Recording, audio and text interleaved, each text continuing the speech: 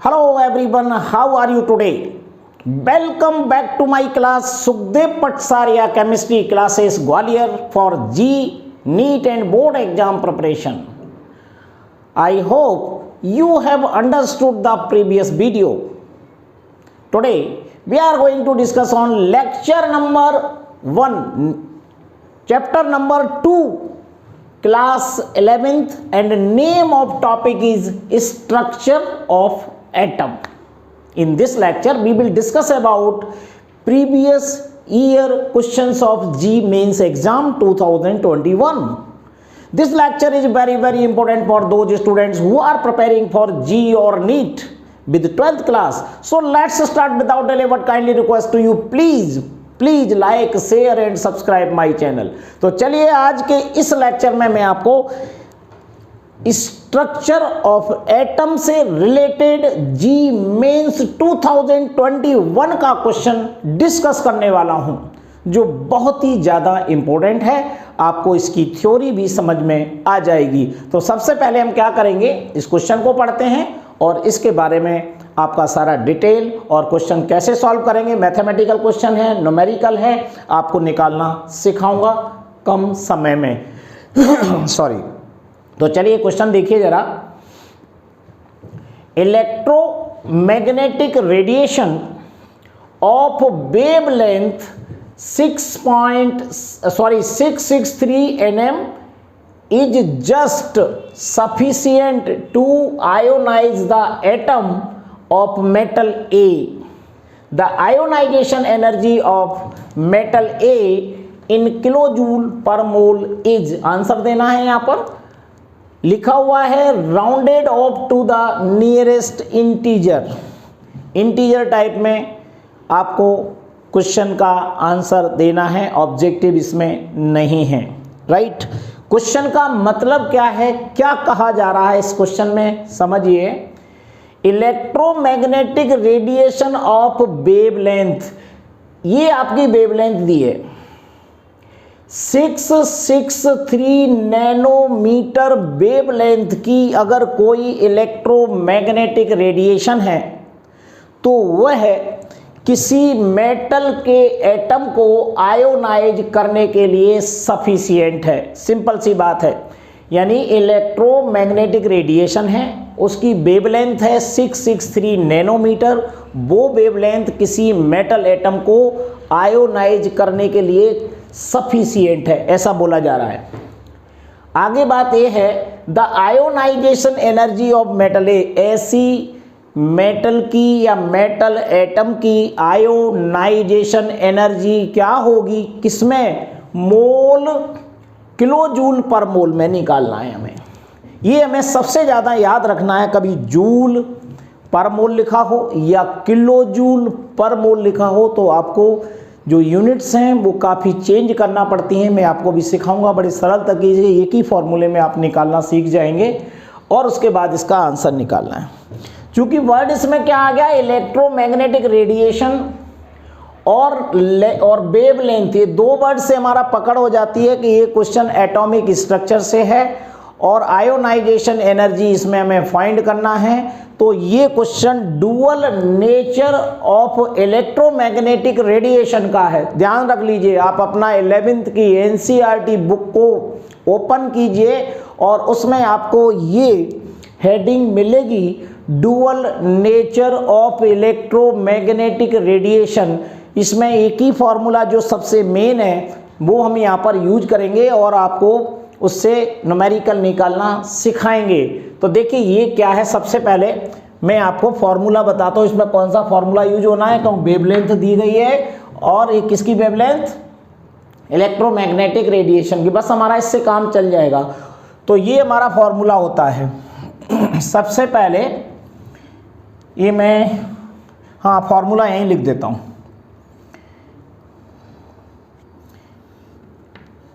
Energy यानी E, ionisation energy निकालना है तो E इज इक्वल टू होता है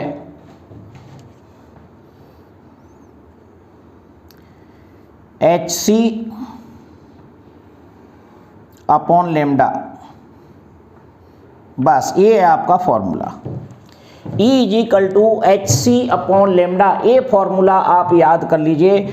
इस सब में क्या है, E क्या H है, क्या C है, इनकी वैल्यूज क्या है, लेमडा है, क्या है, क्या कहते हैं, सारा का सारा आपको अभी मैं बताता हूँ।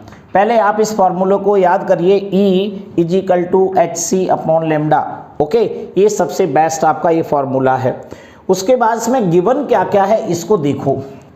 सबसे पहले E का नाम मैं बता रहा हूँ, यहाँ तक आ जाएगा ये क्वेश्चन। देखिए गिवन क्या क्या है और इसमें क्या क्या इनके नेम है। पहले तो E के बारे में जान लो। इसको लिखते हैं आयोनाइजेशन एनर्जी। ये हमें फाइंड करना है। ये आयोनाइजेशन एनर्जी पर एटम होती है, हमें पर मोल में कन्वर्ट करना पड़ेगी, अभी आपको बताता हूँ। उसके बाद आता है H। H क्या है? H है यहाँ पर Planck constant. Planck constant note कर लीजिए इसको। और इसकी वैल्यू होती है, ये आपको याद करना पड़ेगी। वैसे ये वैल्यू ज़्यादातर पेपर में लिख कर आती है, तो आपको बिल्कुल भी टेंशन नहीं लेना है। तो ये वैल्यू होती है 6.63 into 10 to the power -34 joule second. ये वैल्यू आप याद कर लीजिए, जूल में लिखा हुआ है। अगर किलो जूल में कन्वर्ट करूंगा तो मैं फिर बताऊंगा आपको क्या करना है। अभी आप डायरेक्ट वैल्यू देखिए, हमें याद करके जाना है या ये पेपर में दी हुई रहती है। अगला नंबर आता है C। C होता है यहाँ पर velocity of light. Velocity of light ये कितनी होती है? ये भी फिक्स्ड वैल्यू है, 3.0 into 10 to the power 8 metre per second. ये वैल्यू याद कर लीजिए, ये भी फिक्स्ड वैल्यू है, metre per second. C। Lambda की वैल्यू हमें दी गई है, कितना दिया देख लीजिए, 663 नैनोमीटर। ये पहले लिख दूं क्या होता है लेमडा, वेवलेंथ है ये, वेवलेंथ। ओके, और ये वेवलेंथ कितना दिया है, 663। बच्चों ये नैनोमीटर में है, तो इसे आपको मीटर में कन्वर्ट कर दीजिए। तो इनटू का मल्टीप्लाई कीजिए 10 टू दी पावर -9 और ये मीटर में आपका आंसर आ जाएगा। ओके, सारी वैल्यू क्योंकि मीटर में और जूल सेकेंड में है, तो यहाँ पर आपको मीटर लिखना है। इसके अलावा चूंकि इसमें क्वेश्चन पूछा रहा है किलो जूल पर मोल में, और एक फॉर्मूला जो दिया है ना, ये आयोनाइजेशन एनर्जी पर एटम होती है। तो अगर आपको पर मोल में कन्वर्ट करना है तो हमें एवोगैड्रो नंबर की वैल्यू पता होना चाहिए, और वो ये होती है एवोगैड्रो नंबर। Na की वैल्यू होती है 6.02 इंटू 10 टू दी पावर 23 पर मोल। एक मोल में इतने एटम होते हैं, इसलिए आप लिखेंगे एटम पर मोल। एटम पर मोल लिख देता हूं, ये करके लिख दो, एटम पर मोल।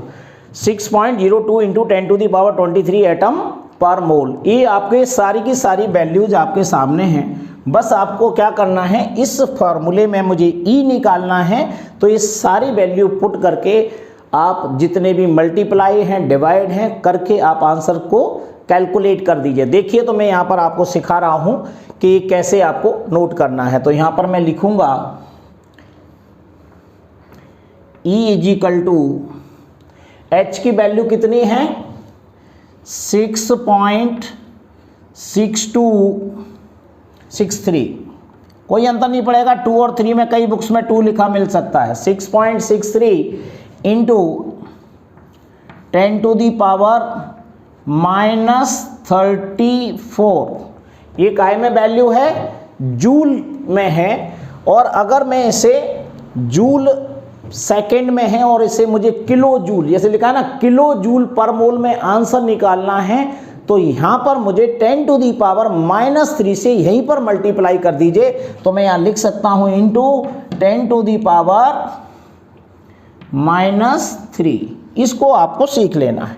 तो देखिए ये हो गया हमारा h की वैल्यू। c की वैल्यू क्या है? Velocity of light 3.0 into 10⁸ metre per second, ये हमारी वैल्यू होती है c की। क्योंकि हमें ये एनर्जी, आयोनाइजेशन एनर्जी पर एटम इससे निकाली जाती है E = hc/λ से, लेकिन यदि हमें ये पर मोल में कन्वर्ट करना है, जैसा कि आंसर में पूछ रहा है किलो जूल पर मोल और सारी वैल्यू जूल्स में दी गई हैं, तो जूल्स पर एटम दी गई है और यहाँ पर मुझे निकालना है किलो जूल पर मोल, तो आपको एवोगैड्रो नंबर से मल्टीप्लाई करना पड़ेगा 6.02 इंटू 10⁻23। ये है बच्चा, यहीं पर कंफ्यूज हो जाता है कि मुझे कुछ कन्वर्जन करना है कि नहीं करना। तीनों वैल्यू आ गई, ये एवोगैड्रो नंबर है। कब क्यों किया गया है कि मुझे वैल्यू पर मोल निकालना है और फॉर्मूला किसके लिए काम करता है? पर एटम के लिए। यहाँ पर ये जूल सेकंड में दिया गया है, लेकिन मुझे किलो जूल में निकालना है, तो आपने 10⁻³ से मल्टीप्लाई करना है। नीचे वाली वैल्यू में लैम्डा है, तो देखिए लैम्डा ये आ जाएगा नीचे अपॉन, आपको पहले मैं लाइन खींच देता हूँ। सबसे इंपॉर्टेंट बात है, सारी वैल्यू ऊपर आ गई, ऐसे वहाँ पर जल्दी जल्दी आप वैल्यू लिख दीजिएगा, आपका क्वेश्चन बहुत जल्दी आ जाएगा। और नीचे क्या है? 663 नैनोमीटर है, इसको मैंने काय में कन्वर्ट किया था? मीटर में, तो 10⁻⁹ से मल्टीप्लाई किया था, तो यहाँ पर आ जाएगा 663 इंटू 10⁻⁹ ये मीटर में हो जाए। बस देखिए सारी वैल्यूज आ गई, अब आपको कुछ नहीं करना, सीधा आपको आंसर निकल आएगा। अभी आपको काटना पीटना भी सिखाता हूँ एक ही स्टेप में। इस स्टेप में क्या करना है, आपको जो पावर दिए हैं इनको आपको बिल्कुल भी टच नहीं करना है, उन्हें नीचे ऊपर ले जा सकते हो, तो वो मैं सिखाता हूँ अभी आपको। कुछ संख्याएं दी गई हैं उनको देख लीजिए, जैसे ये डेसिमल पॉइंट है, इसको यहाँ से मैंने हटाया, तो यहाँ पर आ जाएगा नीचे 10⁻²। कहीं डेसिमल पॉइंट हटा देते हैं तो वहाँ पर उतनी जीरो नीचे बढ़ जाती है, तो 100 नीचे आ जाएगा, तो 100 का मतलब होता है 10⁻²।